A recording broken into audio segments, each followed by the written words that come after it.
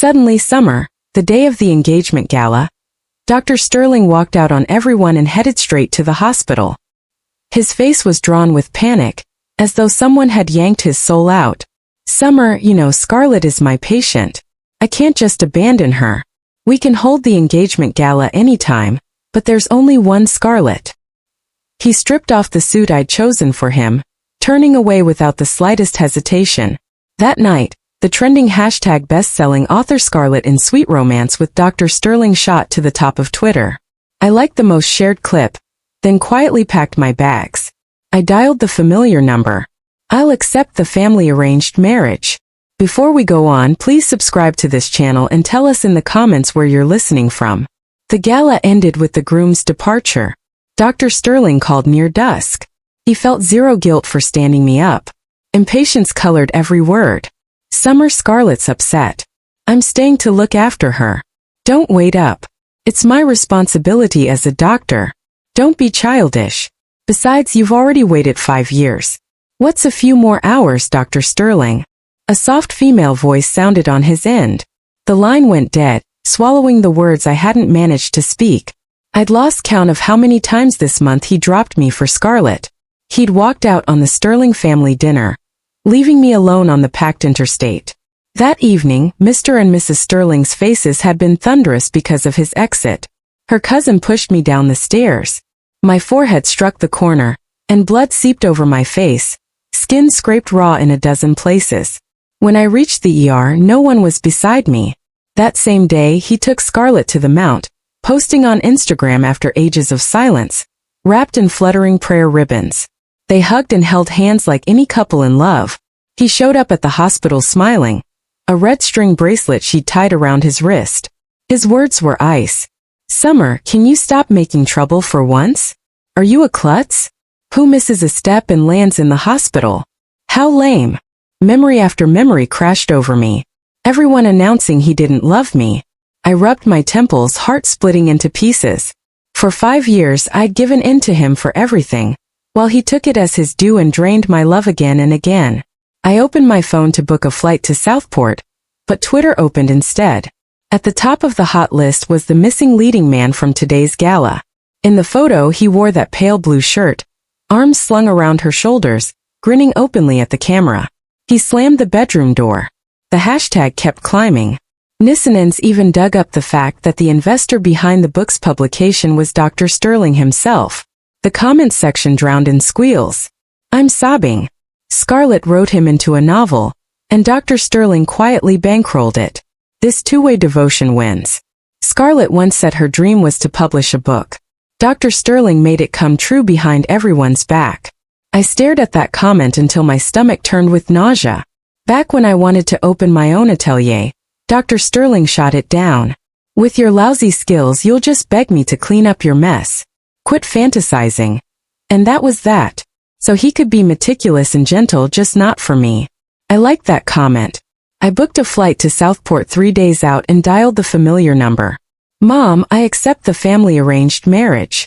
I met Dr. Sterling earlier than he knew on a stormy night years ago when he appeared with a limp, leaning on a cane, a wounded kitten cradled in his arms. I followed him for a long time without making a sound, watching him stumble his way to a vet clinic with the cat clutched in his arms. A man whose own eyes were bandaged, yet he still managed to find the clinic by following his phone's GPS. So when he collapsed, I drove him to the hospital and stayed for 24 straight hours. I never learned what had happened to him. I simply pressed my lucky keychain charm into his palm before I left. We met again in college. He didn't remember me, but he still threw himself in front of a basketball flying toward my head. His eyes were so clear, so bright. One look and I was ready to follow him for the next 5 years. I told myself that if I gave enough of my heart, I would eventually touch his. So I gambled everything on him and moved to Westbridge, turned down every door my family opened for me, cut every tether. In the end, I didn't get what I wished for, and I accept every consequence of that choice. The next morning, Dr. Sterling left early. When he came back, he carried a plastic bowl of wonton soup that had long gone cold. A faint trace of Scarlett's perfume clung to his coat, her signature scent. He had gone to see her, probably to deliver breakfast, Or maybe for something else entirely. Finding me on the sofa, he actually spooned the wontons into a clean bowl and handed me a pair of disposable chopsticks. I didn't take them. I watched him walk to the kitchen, ladle up broth, and pour a glass of milk. The soup sloshed over the rim. His dark gaze met mine, utterly devoid of warmth. Dr. Sterling, I don't like wonton soup and I don't drink milk. I'm lactose intolerant and wontons are your favorite, not mine. His hand froze halfway across the counter. He started to speak, thought better of it, and silently took the glass back. About last night, for once he looked uncomfortable. When I turned to leave, he caught my wrist. I'll drive you to work. I didn't refuse. I wanted everything said clearly. Halfway to the garage, a petite figure darted out and wrapped her arms around his waist. Chase, what took you so long? Dr. Sterling glanced at me first, then awkwardly peeled Scarlett's hands away. Scarlett only smiled, triumphant, and slid straight into the passenger seat. Come on, we'll be late. He lifted his eyes to me, started to explain, but I cut him off. The ride was silent. He allowed Scarlett to plaster dashboard stickers everywhere while she passed out snacks. He'd never let me eat in his car, claiming the smell lingered. One night I worked late and bought a few ears of roasted corn from a street vendor. He flew into a rage, shoved me out on the curb mid-traffic, and let me swallow a lungful of freezing wind. Turns out there were exceptions. I just wasn't one of them. As we neared the company gate, Scarlett paused mid-lollipop. Chase, you promised we'd hit the amusement park today. Where are we going? Dropping Summer at the office first. Scarlett gave a sing-song hum and offered me a lollipop. No thanks, Jamie. I didn't take it. I closed my eyes in the back seat and pretended to sleep. Miss Vance, are you mad? I didn't know yesterday was your engagement gala. I'm sorry. Please don't be angry. It's all my fault. Before I could answer, Scarlett had pressed a hand to her chest, eyes blooming. Her act was clumsy, but he swallowed every bit of it. Summer, you know Scarlett's heart is weak. Why provoke her? Stop throwing tantrums at a sick girl. He pulled over at the red light, firing accusations one after another. I hadn't said a word, yet he pinned every fault on me. Rain filmed the window, blurring the world, and I felt every ounce of strength drain away. I realized I had never truly known him. My love had cast a halo I could no longer see through. Once the glow dimmed, I finally recognized the man I'd wasted years adoring. He dumped me on the sidewalk again, speeding off with Scarlett in the opposite direction. I handed in my resignation, packed my suitcases, left every gift he'd ever given me behind, and threw the couture gown I'd chosen so carefully straight into the trash. My phone rang, an unknown number. Summer, Chase is wasted. Can you pick him up? I started to refuse. The sound of shattering glass cut me off. He's hurt. Please hurry. I followed the pin on the map like I was under a spell. The moment I pushed open the private room door, I heard laughter. Dr. Sterling's voice rang clear, not the least bit drunk. I told you Summer would come. All that breakup talk. Just a tantrum. She's so in love. She'll crawl back the second I crook a finger. I listened till he finished. Then every feeling I'd bottled up ignited at once. Dr. Sterling, is toying with me that entertaining? You pull this trick again and again. Do you ever get bored? Because I'm exhausted. I shut my eyes. When I opened them, fury stared straight back at him. We're done, Dr. Sterling. For the rest of our lives, no more ties. Panic flickered across his face. He hadn't expected me so soon. Wine sloshed from his glass, soaking the carpet. Summer, do you even hear yourself? If you walk out now, don't bother crawling back later because I won't so much as glance your way. I stepped into the corridor while he shouted after me, voice cracking. Fine, break up. In a week, you'll come begging anyway. I swapped SIM cards, blocked every contact, and headed straight for the airport. Southport hadn't changed. Everything looked exactly as it had the day I left. Dad, Victor, and Mom Eleanor were waiting in the living room. The moment they saw me, their eyes widened. Time had barely touched their faces, but I read the weariness and hope in theirs. I'd stormed out years ago, deaf to every warning. Now the words clogged my throat. Mom folded me into her arms, her usual composure trembling. Our Summer must have swallowed so many grievances out there. Her embrace was burning, vivid. Memories flooded back and tears broke free. I'm sorry, Mom. I agreed to the family-arranged match. Eleanor's taste had always been impeccable. Somehow Dr. Sterling got my new number. It rang while I was on my way to meet Sebastian. Summer, apologize now and I'll forgive you. Scarlett will also. Dr. Sterling, don't call again. I'm getting married. I heard the phone slam onto the floor. Then his stunned roar. Impossible. Summer would never marry someone else. This is just another play for attention. I hung up, bored by his hysterics, and walked into the restaurant. Sebastian was already at the table back straight, waiting. The man arrived in a bespoke suit, every inch of him sharp and handsome. He was even better looking than in the photographs, like someone God had favored with extra attention. Summer, it's a pleasure to meet you. I'm Sebastian. He slid a resume across the table as though he were here for a job interview. I sat there bewildered while he kept talking. Miss Vance, I know your family pushed you to come, and mine did the same to me. This is everything about me. I hope you'll take a look. I opened the folder. 5 single-space pages from businesses and property down to favorite foods and childhood memories. It read like a condensed diary. The whole thing should have felt clinical, yet sincerity shone between every line. Later we struck a deal. Family obligations kept throwing us together. I sank every dollar I had into opening a small design atelier. Sebastian dropped by now and then, quietly supporting my business. He funneled clients my way and brought me eccentric little gifts whenever he traveled. He seemed to know my tastes perfectly. Every trinket landed square in the center of what I loved. I teased him once, asking if he'd hidden a camera in my bedroom. He only smiled, leaned in and said, "Knowing what you like gives me a chance to win your heart. A woman as exceptional as you. If someone else snatches you up, what would I do?" It sounded playful, but the words came outweighed with feeling. He never held back praise. He was everything a good friend should be and everything a good lover could become. One afternoon, a short circuit ignited a fire. I was trapped in thick smoke when he burst in, soaked blanket over his shoulders, scooped me up and carried me to the ambulance ahead of everyone else. Antiseptic stung the air. I woke to find him asleep at my bedside, still wearing the same suit. A memory slammed into me once, running a high fever, my throat so raw I could barely whisper. I'd phoned Dr. Sterling 5 times before he finally picked up. Irritation crackled down the line. Background noise blared like a bar. His voice was impatient, slicing through every syllable. "Summer, I'm not your private physician. If you're sick, go to the ER. Don't bother me. I'm busy right now. Can you grow up?" The echo of that teenage dismissal still scraped my nerves. When you finally see a contrast, the humiliation feels sharper. Sebastian woke just as tears brimmed in my eyes. Panicked, he asked, "Are you hurt? Should I call a doctor?" I caught his hand and shook my head. He helped me rebuild the atelier. And when the dust settled, he invited me on a trip. We made the long-delayed drive to Amber in winter. The landscape was so pristine it felt chiseled by divine hands. An icicle broke loose and struck me.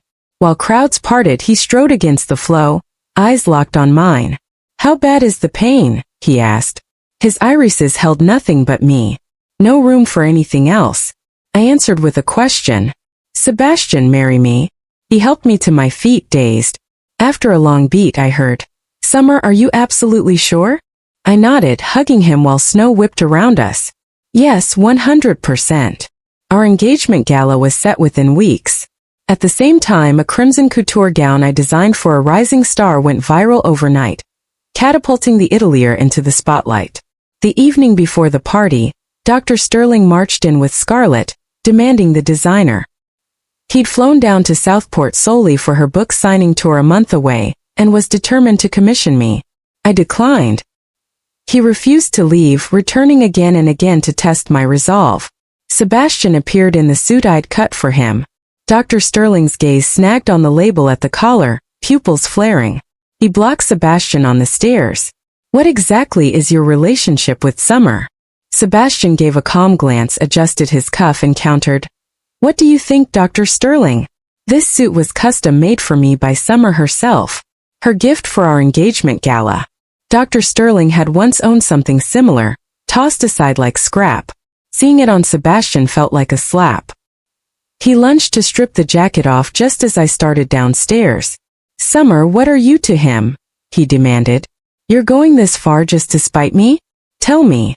His eyes were bloodshot. If I didn't know better, I'd think he was heartbroken. I slipped my arm through Sebastian's, never looking his way. Go home, Dr. Sterling. I won't sew a single stitch for Scarlett, and this Italier is close to you. Incredulity twisted his face. You own this place. Quit joking. I ignored him and kept walking. He seized my wrist. Summer, answer me. What is he to you? You knew I was coming. This is staged, right? I stayed silent. Panic flickered across Dr. Sterling's features as Sebastian's little bear keychain slipped from his pocket and clinked onto the floor at Dr. Sterling's feet. I'd hand-crocheted it for Sebastian. Apparently he carried it everywhere. Dr. Sterling snatched it first, staring as if the tiny wires shocked him, fingers trembling, words tumbled out broken. Where did you get this? It's identical. Impossible. He whispered, bloody crescents forming where the wire cut his palm. It was Scarlett. It had to be her. He spun toward me, pleading for an answer. Then I remembered I'd given him the same keychain the night we met. It's over, Dr. Sterling. He lunged and crushed me in an embrace until Sebastian wrenched him away and drove a fist into his cheek. Summer, tell me, how do you have this? He rasped. Before I could speak, Sebastian yanked the charm free and shoved him backward. Because Summer made it for me. That's why Dr. Sterling kept shaking his head, muttering a jumble of denials. I glanced toward the doorway where Scarlett stood. If you don't care whether her condition flares up again, by all means keep making a scene. Dr. Sterling turned mechanically, meeting Scarlett's brimming tears. Chase, I'm scared, she quavered. He deflated, arms falling limp. The farce ended with his departure. Scarlett was still the one he couldn't abandon. Sebastian's fingers closed around mine, the tiny charm, now flecked with blood, clenched tight in his palm. When I plucked it away, his expression crumpled into something almost childlike. Summer, are you having second thoughts? I know who he is and I know your history with him. Call it testing me. Call it deliberate. Today, he'd worn the little keychain charm where I could see it, only wanting an answer that could put his mind at ease. I tossed the charm straight into the trash, then met his anxious gaze. This one's dirty. If you like them, I'll give you a nicer one later. He hugged me, laughing like a little kid. Our engagement gala happened on schedule. He walked toward me in a midnight blue suit, every step measured and sure. We started living together in earnest, and more I felt I'd found treasure. That night Sebastian and I drank far too much. Drunk he talked and talked. When emotion surged he only kissed me and held me, never once crossing the line. He said he'd hidden stacks of photographs in the study, pictures of the woman he'd loved for years. My heart skipped. I suddenly remembered the shots I once stumbled on there. In them, a bright, lovely girl had been caught again and again at the perfect angle. I knew her. Her name was Summer. Sebastian, I'm willing. Sebastian froze. His arms around me tightened. He bent and kissed me, catching the teardrop mole by the corner of my eye, brushing it again and again. Summer, I love you. After that, everything flowed. In the conservatory we kissed. He said he had found the one he loved. When I saw Dr. Sterling again, he was slumped outside my design atelier, clutching that same keychain charm, dead drunk. He grabbed my hem with clumsy fingers. Summer, I'm sorry I mixed you up. I thought Scarlett was the girl who'd given me that charm. I asked her and she never denied it. Give me one more chance, please. Just one more. I crouched, studied him and finally spoke. Dr. Sterling, what am I, an idiot you can play with again and again? You claim your eyes failed you, that you mixed us up. But Scarlett and I don't even sound alike, let alone anything else. You simply can't admit I'm gone, or you sensed the truth all along and refused to face it. Panic flared in Dr. Sterling's pupils. He shook his head frantically. That's not it, Summer. I love you. I love you. I pulled up Scarlett's Twitter. Pinned at the top was a pregnancy test result. 12 weeks along. Dr. Sterling's face drained, his mouth opened but no sound came. This is what you call love? It's pretty cheap. Dr. Sterling, I never noticed when he left. Not long after though, he retweeted Scarlett's post with a single line. No relationship, never together. His quote tweet detonated online. Scarlett became public enemy number one overnight. Netted in abuse. Sent fright toys and razor blades in the mail. Dr. Sterling's own history came out. Strangers pitted the girlfriend he cheated on. Yet no matter how hard they searched, my identity stayed buried. Overnight, the celebrated Dr. Sterling turned into a faithless villain, suspended by his hospital, banished from the pedestal. Sebastian and I set our wedding for the next April. Eleanor took me for tests months ahead. When I went to pick up the results, I heard a familiar voice in the ward. Scarlett, how could you be so vicious? You always knew the charm belonged to Summer. Why steal her place? You knew how long I searched. How much that memory meant. Scarlett only smiled. If not for the Sterling family name, you think I'd have wasted my time on you? You had everything and threw it away to play doctor. The pregnancy, fate, the devotion fabricated. Summer was the fool who actually loved you. Look what you did to her. All your noble talk about curing me was a lie. You just didn't want to go blind again. You're pitiful, insecure. Who could ever love someone like you? Dr. Sterling collapsed like a puppet with cut strings, hunched on the floor, sobbing my name the way a child wails for lost candy. I left the hospital fast, determined never to cross paths with him again. Outside the entrance he caught me. Voice low. Summer, I've apologized online. No one will misunderstand anymore. Come back, please. Come back to me. Forgive me this once. I only got you confused with her. I watched him kneel. I heard the sharp smack of his palm against his cheek. The panic in his voice felt real. Once I'd waited for many of his apologies and excuses. Back then no apology ever came. Now it didn't matter. I had to move forward, not keep glancing behind. Dr. Sterling, no one waits around for your repentance, your absolution. No one stands still forever. I stopped loving you ages ago. Forgiveness isn't even in play. You're the one who won't move on. Sebastian came up under an umbrella, blocking the sudden cold rain. He took my hand, sparing Dr. Sterling one icy glance, then looking back at me. It's turning cold. Let's go get hot pot. I nodded and climbed into the car. In the mirror, Dr. Sterling stood motionless, purple shadows under his eyes. Fine. Drizzle blurred him, and at last, he vanished behind us. Sebastian tucked the blanket he brought around my shoulders. On the dash, a new cute dashboard sticker smiled at me. Right then something inside me let go. We all have to keep moving, don't we? The traditional red wedding robe he sewed himself. Half a year of crooked stitches by a man who could barely hold a needle. Yet every inch was redone again and again, each stitch careful and reverent. He said it was his proof of sincerity. When Dr. Sterling found me again, he'd already been hauled back to the Sterling family. Rumor said their capital chain snapped. And only son or not, Mr. Sterling dragged him home. He looked gaunt, hollowed out by work and worry. I didn't send him away. I invited him into the atelier and poured him tea. He joked, half bitter. If I hadn't stalled you back then, Summer would probably be a world-famous designer by now. I robbed you of years. Sorry, how ironic. The boy who chased a dream ended up shackled to his clan, while the girl who followed him stumbled into the future she'd once given up. He spoke of returning to the Sterling fold, emptied his heart piece by piece. Dr. Sterling's nose was red. Maybe from the weather, maybe from something else. Summer, these days I keep replaying the past. If back then I hadn't mixed you up. I knew he wanted to ask whether our ending might have been different. But Dr. Sterling, there are no what-ifs. Dr. Sterling, you should keep moving forward instead of remaining trapped in memories. I'm very happy now, and I wish the same for you. Dr. Sterling's gaze turned dull. He began to speak several times, but each time the words lodged in his throat. I walked him out, then called after him just as he stepped through the doorway. Dr. Sterling, don't come again. His stride faltered. The thin scars on his wrist stood out in sharp relief. His steps were unsteady. The once radiant boy was gone forever. On my wedding day, Sebastian arrived in full regalia, accompanied by equally solemn vows. Summer, Junior Class 7. My name is Sebastian from Senior Class 2. I'm honored to meet you and I hope you feel the same. You probably don't know this, but I've read every essay you've ever written and watched you shine at those math competitions. I've loved you for years without pause. 17-year-old Sebastian loved Summer most.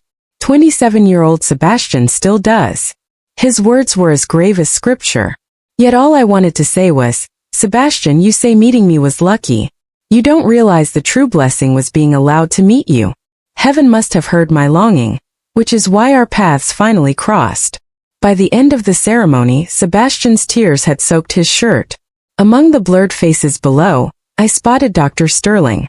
When the celebration finished, someone delivered a pair of rings from Dr. Sterling. I set them aside. At the doorway, I glimpsed only his hurried retreat. As Sebastian wrapped me in his arms, he tossed the rings out of sight. Who is Mrs. Hawthorne looking for? I stroked the warm corner of his eye, teasing. No one, just my little crybaby getting jealous. Sebastian scooped me into his arms and proved quite physically that the jealousy was real. Watching him sleep, my heart felt full and soft. I knew the happiness would last. At 18, I'd fought with my father. He'd secretly changed my college application to keep me from studying medicine. To protest, I slipped away without a word. My father's rival seized the chance, blinding me in one eye. I refused to crawl home. That evening a downpour started, rain stinging like acid. It was the bravest stand I ever took for my dream. I met a wounded kitten. Its misery mirrored mine. I carried it to a veterinary clinic and spent every dollar I had to heal it. With nowhere to stay, I drifted along the streets. When I tripped on the curb, pain radiated through every bruise. Then a pair of warm arms caught me. She rushed me to the hospital and stayed a full day and night. She urged me not to give up on my dreams, untangling every knot in my heart. When I asked her name, she simply tucked a keychain charm into my palm. Look at it whenever you feel like quitting. I guarded that cheap trinket like treasure for years. When the stirrings tracked me down, Scarlett stuck close, claiming she'd been my caretaker, reciting every detail of those days until I believed her. Something felt off, yet her accuracy convinced me to keep her around. Then I met Summer. Her presence felt familiar, as though we'd known each other lifetimes. Fragments of the girl in the rain flickered back, but logic insisted Scarlett was the one. Summer dazzled, kind, radiant, a sun hurtling into my routine. She championed my ambitions, telling me to chase them. She respected me without fail, a constant fortress at my back, until her steadiness simply became life. Eventually I loved her back, confessed, and we began 5 years together. Those years were punctuated by battles over Scarlett. I assured her Scarlett was only a sister. I accepted the charge was unfair. Gradually, Summer seemed unreasonable. So when Scarlett begged me to help launch her dreams, I agreed without hesitation. I owed her, I told myself, and said nothing as she overstepped. Marketed her novel, bought Twitter's trending hype. I greedily wanted both, forgetting Summer was the woman I was supposed to cherish. When Summer asked to break up, I laughed. 5 years together had proven her devotion. She'd never truly leave. So I heard her again, oblivious. The moment she left, I panicked, certain she'd return within days. But the days stretched on. She changed her number. When I finally reached her, a stranger replied she was getting married. A game, I decided, yet the dread grew. One drunken night I slept with Scarlett. So when she wanted a custom couture gown for her Southport book signing tour, I agreed at once. How could her chosen Italian belong to Summer? Worse, the man claiming to be her fiancé stood beside her. Rage blurred my vision. I stepped forward to confront him, but Summer blocked my path. She wore a pale blue mermaid gown, breathtakingly beautiful, a prop. Obviously, she couldn't truly abandon me for someone else. Mid-argument, I spotted the charm dangling from her handbag. Impossible. That token belonged to Scarlett. Desperate, I demanded answers. The thought that I'd mistaken my savior split my chest apart. That night had been Summer all along. No wonder she'd felt so familiar. I drank until dawn, then stumbled to her Italian, ready to beg her forgiveness, to explain everything. But she said she no longer loved me, that she would never forgive me. So I retweeted Scarlett's thread, clearing the record, believing Summer would rush back. This time she stayed away. Another man stood at her side. Resentment replaced the love in her eyes. I had lost her for good. Scarlett was right. I was a selfish, arrogant fool, unworthy of her love. I attended her wedding. In her wedding gown she was radiant, more beautiful than ever. She and Sebastian fit perfectly. A woman that remarkable deserved nothing less. How sterling obligations dragged at me, my health failing. The doctors gave me months, and still I longed to see her once more. Forget it, she would never agree. A cold downpour soaked the streets that day. Yet for the first time I clearly saw the girl in the rain. She stretched out her hand and pulled me from the abyss.